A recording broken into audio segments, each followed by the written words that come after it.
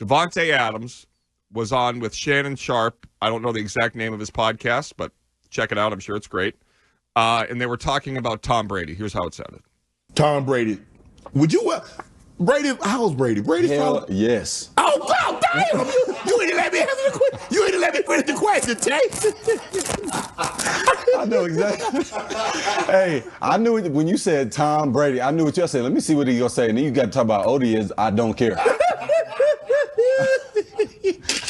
I don't care. You would take Tom at 47, 48? 58 right now. Hey, nah, Tom know about how I feel about him, man. And the other part is I think I'll be the first person that played with Tom and Aaron. So that'll be pretty cool. Yeah. And, I mean, he's getting older, but I mean, he got to still be able to throw it better than, half these dudes in the league at this point, so.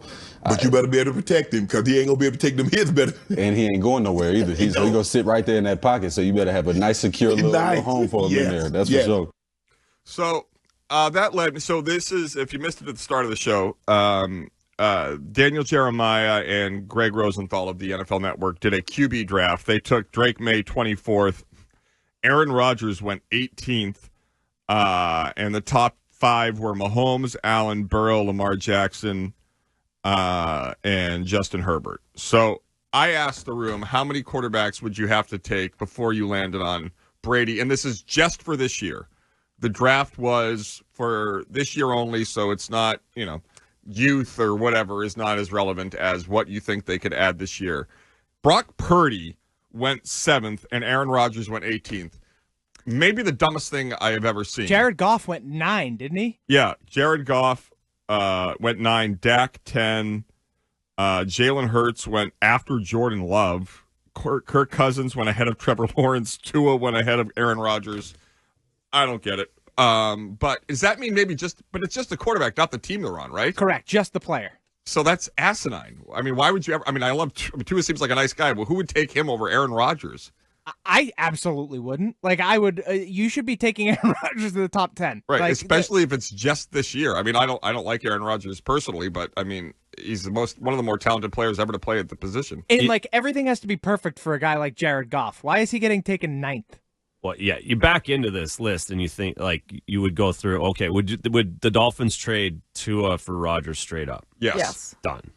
You could go through this whole list and kind of blow it up. Right. Purdy for Rodgers. Courtney, yes. I love Courtney specifically for this. She said she would take Brady above everybody. Yeah. Because it's 1 year and it's Tom. What did you say, Shime? 4th. I would take 3 people over him, and it would be Mahomes, Allen, and Jackson.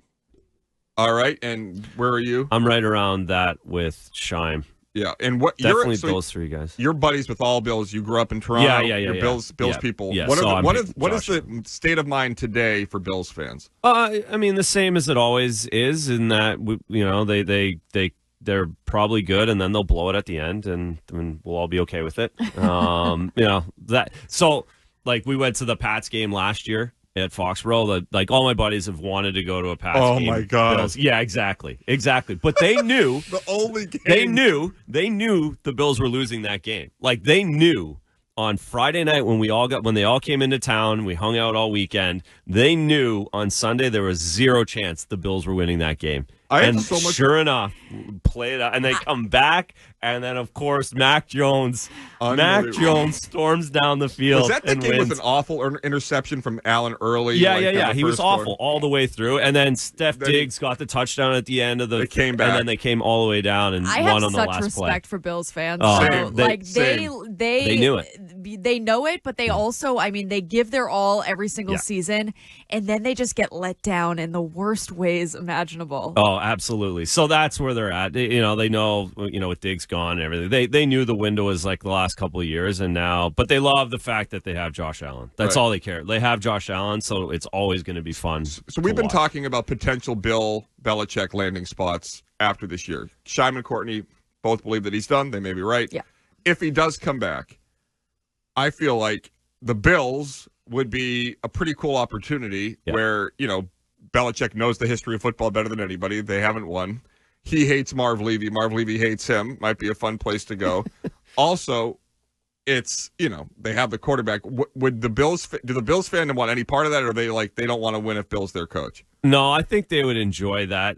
So the Bills fans have always been on Brady's side though. Like they knew this whole the Pats way, or whatever, Patriot way, was all a farce. Like they've known it since 2001. My buddies have been saying it's all Tom Brady. It's all Tom Brady. It's all Tom Brady. If we had Tom Brady, we would win too. It's all Tom Brady. Belichick doesn't matter about Belichick. So I think they would be excited because that's what Bills fans get excited about. But at the end, on the other side of it, they've always known that it was Tom Brady here, not Bill Belichick. Yeah, I feel like it's going to be interesting for both of them, right? So they're both beginning these new roles at the same time, even though Tom stopped, before Bill did.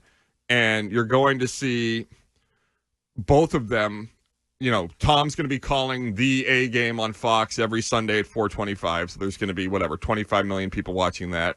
And then Monday, Wednesday, whatever days, Bill's going to be on Inside the NFL, which usually comes out Tuesday or Wednesday. They're changing it this season, though. I believe it's coming out on Fridays. So you'll have Bill on Fridays with Inside the NFL, and then he'll do McAfee, say, Wednesday. So both of these guys are going to be front and center.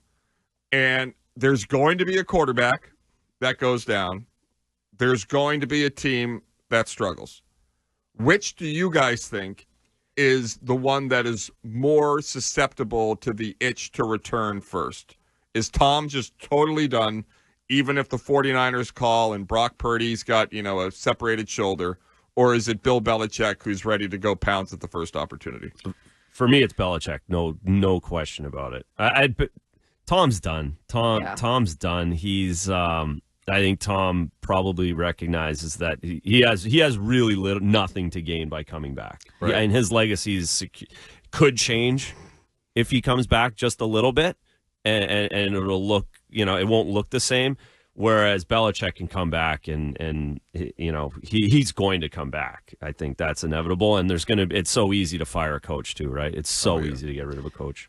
For me, I agree, but I am so clear on the side that neither of them are going to come back. Like both of them have moved on in their lives. They're in the next stage. And I think that they should be, both of them. Like they're going to enjoy this media this media broadcasting job. And I think for Bill, it's as crazy as it sounds, like the girlfriend aspect, I think has made him enjoy this time off. You look at him, he looks like a different guy. Every time we hear him speak now, he sounds like a different guy. But yeah, if one is going to come back, it would be Bill, but neither of them are. Yeah, Shime? Yeah, I mean, Courtney and I see this exactly the same. Like, if you tell me 100% one of these guys come back, I would agree that it would be Belichick, but I don't think either of them. I think they're both done. Yeah. I think that era is now officially over. Like, the Belichick, Tom Brady eras in the NFL are done. I agree. Very likely they're both done. I would be shocked if either came back. Interesting, though, I mean, guys like to...